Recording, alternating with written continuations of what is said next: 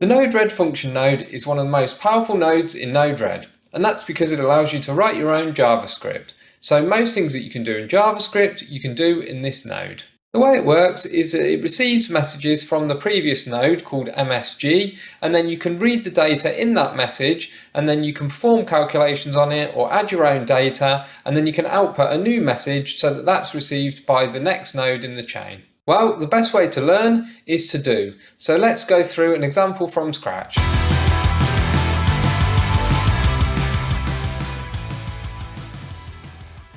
For this example, we're going to create a schedule so that 8 o'clock every morning it sends a notification to my phone telling me what the weather forecast is, so what the temperature is outside. Currently, my weather forecast is in degrees Celsius, so we're going to use the function node to change it to Fahrenheit. The first thing we want is an inject node. So if we go here and then we can do a search and then we drag on the inject node. The next thing we're going to want is a current state node. So let's search for that and bring that on. We now need the function node.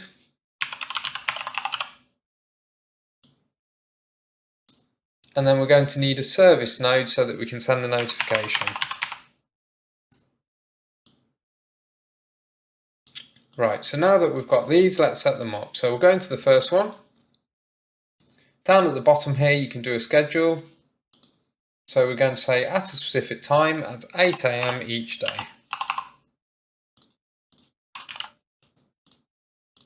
We now need to get the state of the weather entity from Home Assistant. Here we go. You'll probably have this already set up in Home Assistant. So what I'm going to do now, before we do anything with the function node, is I'm going to try and understand what data comes back for this weather entity from Home Assistant. So let's link up the inject node to this node here, and then we need a debug node. So let's do that. Let's drag in a debug node and link that to the debug node.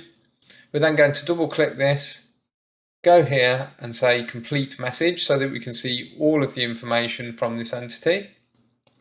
Click done, and then we're going to deploy it. Let's just confirm this, it's just because there's a couple of nodes that we haven't finished with yet.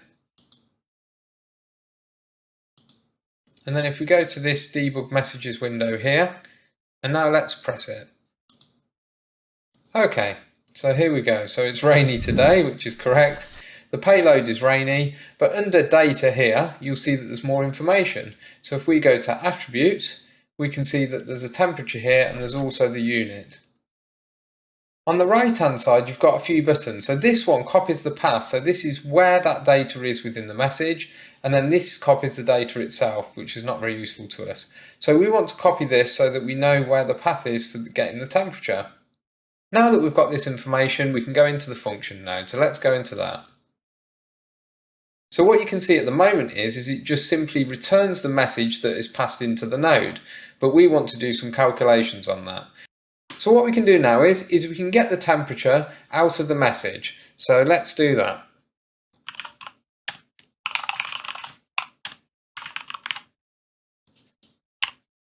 So what this line shows is I've declared a variable called temperature, and it's accessing message.data.attributes.temperature.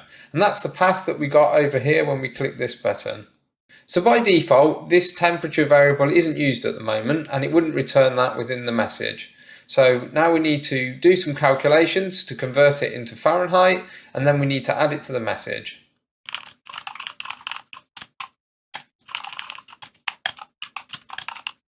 So now I've taken the temperature variable, I've times it 1.8 and added 32, because that's how you get to Fahrenheit. So what we want to do now is construct a message that can be sent within a notification using that temperature value. So let's do that.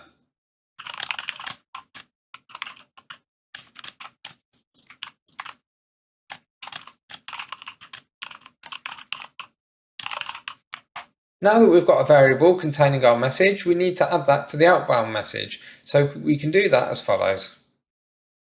Now we've done that, let's see what it shows in the message. So we're going to link up the function node to this flow. So we can drag here, pull it over there, and it will automatically add it in the middle.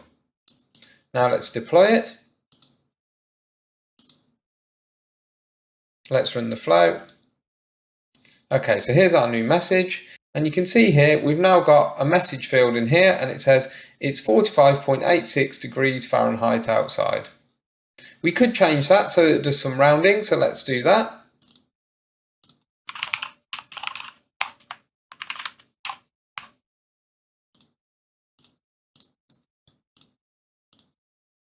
Okay, great, so now we can see that it's rounded. It's 46 degrees Fahrenheit outside. What we need to do now is we need to send that information as a notification to my phone. So let's go into the service node.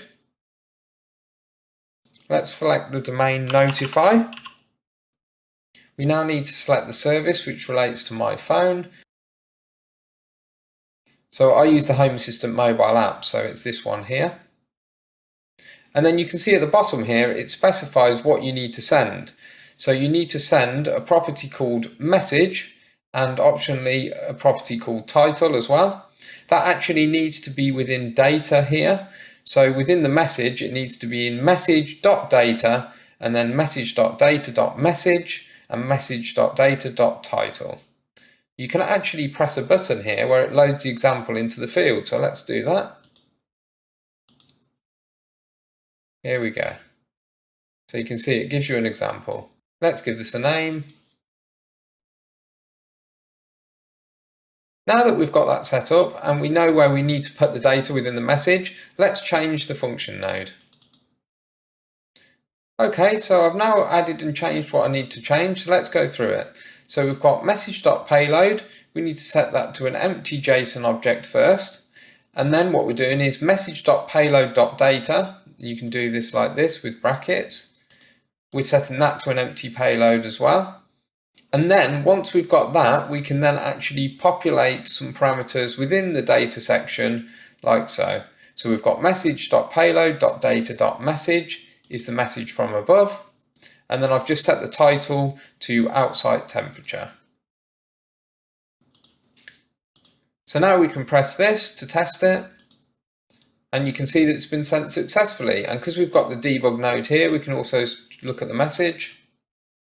We can see that we've got this message here, but that's not actually the one that's used. It's also not the data one here. It's actually data within this payload section here. So if we expand this out, and we can see here we've got the message and the title, and that's what has been sent to my phone. Let's talk a little bit more about the function node and how messages flow between nodes. So if we look in this example, we took the weather entity from Home Assistant and then we read the data in the function node and did something with it. However, you might want to actually read information from more than one entity. So I'm going to show you how you do this. So if we again go to the current state node, let's drag another one of these on, open it up, and let's use the sun entity for example. Let's click here. Now you can see at the bottom here it tells you actually where in the message is going to put that information. So message.payload and message.data by default. However, you don't have to put that information there. So if you're using multiple nodes, it would be wise to change this. So what I'm going to do is I'm going to put the word sun dot in both of these. And this means that now you'll be able to find that information in the function node under message.sun.payload and message.sun.data. So if we add this into the flow, let's drag that into there, and then go into here, you can see now that instead of accessing the message like this, like we have done for the weather one, we could do message.sun.data and then get some information about the sun entity from Home Assistant. This is quite powerful because then it means that you can get lots of different entities and do some calculations in here together and create some notifications that includes a lot of useful information. I use this for a Google announcement in the morning, so it tells us what the weather's like for the day and it also tells us how long it's going to take to get to work. Here's another automation I have set up around the Formula 1. So basically I'm able to ask the Googles when the next race is, and then it will send me a notification and also announce through Google of when the next race is. So what I do is I call an API using the HTTP node, which is here. and then I'll use a function node to process that data that's returned. So let's open that up quickly. And you can see here that I get data from the message that's returned from the API, and then I extract a few bits of information. So the name of the racetrack, the date, the time, and then I do a bit of reformatting, and then I put that into a new message so that it can be sent to my Google Homes. And the final example I wanted to show you is for my solar setup. So this is a bit more complicated, and I think I'll probably do another video on this if anyone's interested. But basically I've got a Victron Multiplus system, and it can do some calculations to see how much excess solar we've got, and then the excess solar can be used to charge the batteries. So then I've got this function node here which does some logic and does those calculations. I hope you found this video useful and you can get started with the function node. There's definitely more things that I could cover on this node, and maybe I'll do a future video on that. So things like sending multiple messages and arrays of messages. So let me know in the comments down below if you're interested in that. But that's it for today. So thanks, until next time.